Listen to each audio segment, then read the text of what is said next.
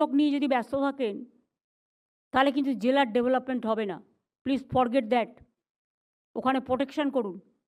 আর বিএসএফের সাথে অ্যাডজাস্ট করে অনুপ্রবেশকারীদের ঢোকাচ্ছেন আপনারা, কেউ প্রতিবাদ করছেন না।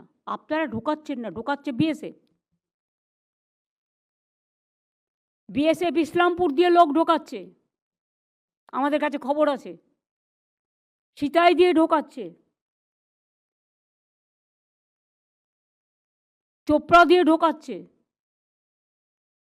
আরও অনেক জায়গা দিয়ে ঢোকাচ্ছে।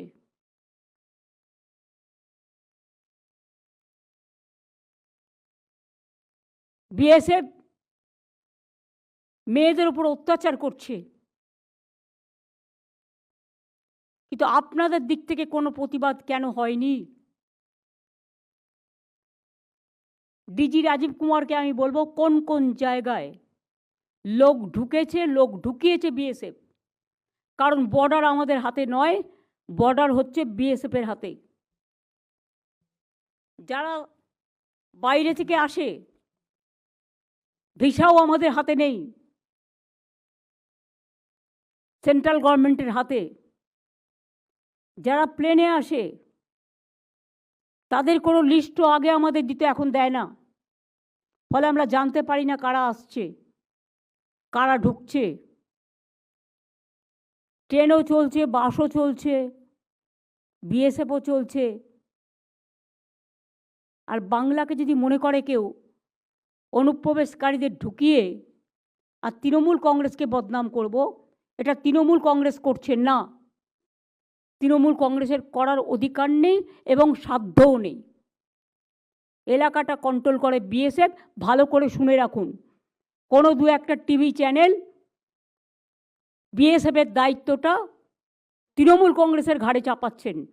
তাদের আমি বলবো, সংযত হন, সংবেদনশীল হন এবং দেখুন কোনটা ন্যায় কোনটা অন্যায়। অন্যায় হলে হাজারবার গালাগালি দিন টিআরপি তুলবার জন্য, কিন্তু দয়া করে বিএসএফের এই অন্যায় কাজ সাপোর্ট করে তৃণমূল কংগ্রেসকে দায়ী করবেন না। তার কারণ বর্ডার গার্ড তৃণমূল কংগ্রেস দেয় না, বর্ডার গার্ড বিএসএফ দেয়, এমনকি পুলিশও দেয় না। কিন্তু পুলিশের কাছে জেলার ইনফরমেশান থাকে, যখন ঢুকে যাচ্ছে কোথায় যাচ্ছে।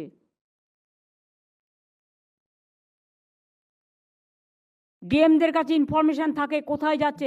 মনোজ, তুমি কোনো ইনফরমেশান পেয়েছো ডিএমএসপিদের কাছ থেকে আজ পর্যন্ত? পাওনি। তার মানে ডিএমএসপিরা তাদের দায়িত্ব পালন করেনি।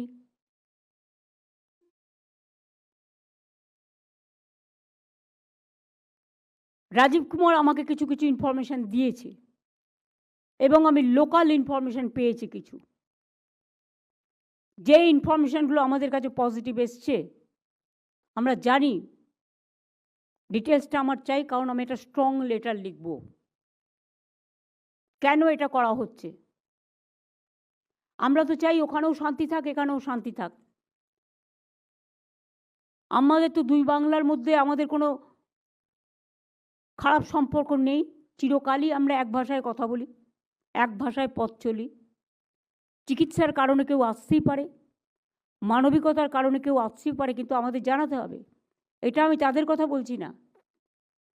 এখানে গুন্ডা পাঠিয়ে দেওয়া হচ্ছে, বর্ডার দিয়ে খুন করছে চলে যাচ্ছে, এই রকম লোক পাঠানো হচ্ছে।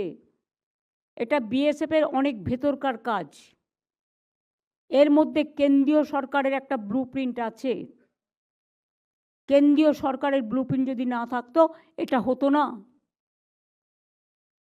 আমি বারবার কেন্দ্রীয় সরকারকে বলেছি যে যা করবেন আপনারা সেটাই আমাদের পথ, কিন্তু আমি যদি দেখি আমার রাজ্যকে ডিস্টার্ব করবার জন্য জঙ্গি হানাকে কেউ মদত দিচ্ছেন, সেক্ষেত্রে তো আমাদের প্রতিবাদ করতেই হবে। সেই জন্য আমাদের প্রতিবাদপত্র যাবে।